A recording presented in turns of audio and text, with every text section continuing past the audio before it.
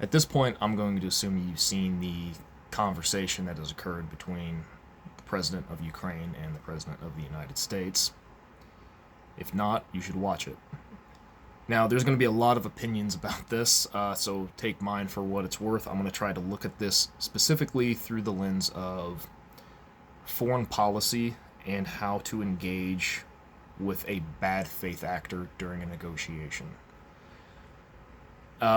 If you don't know what happened, I'll give you the short synopsis, is that uh, Zelensky, the president of Ukraine, showed up at the White House, and during a press conference between the two presidents, it turned into just a complete mess, where both Vance and Trump were effectively kind of ganging up on Zelensky, disallowing him from really speaking, chastising him, berating him, to the point where Trump turned it into almost a shouting match, and bragging how this made for great television. Meanwhile, Zelensky is so frustrated because he's not able to really make a point. Now, some people in Trump's orbit are going to view this as some kind of like bold, impressive, strong arm strategy to force compliance from Ukraine. It's not going to happen. And here's why. Trump and his orbit, who enable Trump's own behavior, what they're doing is they're enabling Trump's worldview. Now, Trump's worldview is not one built off of morality, it's not built off of ideology, it's not built off of strategy. Trump views the world through a transactional lens. He treats everybody and everything as a means to an end. When he talks about his business dealings, that is how he views the world. He views nation states and people the same as if he would be dealing with a company or a business. And he tries to gain power over other people in order to create better leverage for negotiations. Now, if you're doing this with just numbers, just, spreadsheets and monetary value, it can work. It doesn't work when you're negotiating with people that have ideologies. Since Trump does not have one, it is my argument that he's blind to the ideologies of other people, which means he becomes completely ignorant to the real ulterior motives, the background motivations for why people behave the way they do. And because of that, you can see his frustrations build up when he cannot force compliance through negotiation, because he doesn't understand nor care that the person he's probably negotiating with has higher ideals than just making a deal. It doesn't mean anything. If you're protecting the sovereignty and the future of your own society and your people, you don't really care what it looks like for the cameras.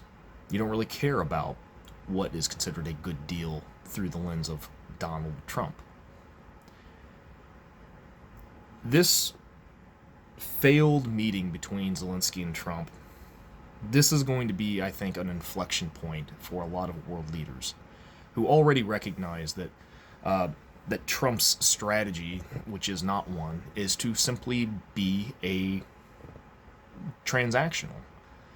Trump views himself as a strong man because he is surrounded by sycophants that remind him that he is a strong man, that he is necessary for the longevity of the United States. Without him, we are nothing. And he, as an egomaniac, constantly having that view reinforced. So he himself, Trump, is inside of his own echo chamber. And then for a narcissist, it becomes delusional. These other leaders, knowing that Trump is transactional and does not possess ideology, means that they have their own form of leverage because they can play Trump. And you better believe that both Putin and Xi Jinping specifically are doing this with a lot of success.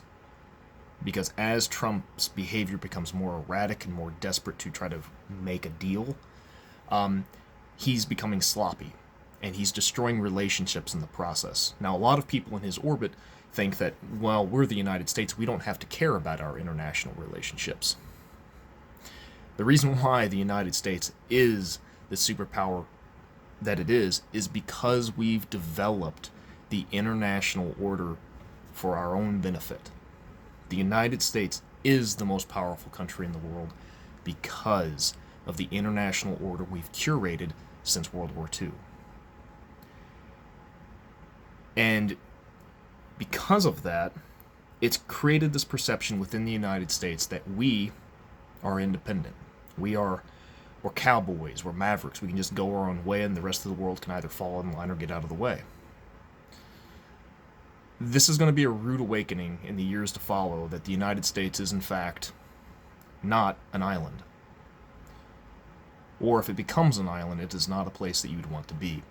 We will become more isolated, much the same that North Korea is isolated, or Russia is isolated, where their spheres of influence are very constricted specifically because of their unwillingness to share power, their inability to actually be sincere when it comes to international relations. And the United States is undoing all of the influence and goodwill that it has developed over 80 plus years. There is not a treaty or an agreement that is not being completely tossed aside. There's not a relationship that we have not soured. There is not a country that now trusts the United States' ability to stabilize itself, let alone be a stabilizing force in the world. And in fact, we may very well start to be perceived as an ongoing systemic existential threat to every country out there. I hope, going forward, this is my hope, is people that have to engage with Trump, or people like Trump, the transactional narcissists, you cannot win them over with flattery. Because the more you have to associate with them, the lesson being taught to them is that you become compliant, that you are willing to just enable their own behavior because they have leverage over you. And the more you try to appeal to their ego and their flattery, they gain more and more influence over you. The real answer to dealing with somebody like this, if you know somebody in your personal life, this is good practice, is you do not give them an inch. And in fact, you make this kind of conflict too expensive to wage in your interpersonal life. If you have somebody that does not respect boundaries, do not wait for them to press your boundary. You make that standard known overtly beforehand, and then you can force a reaction from that person if necessary.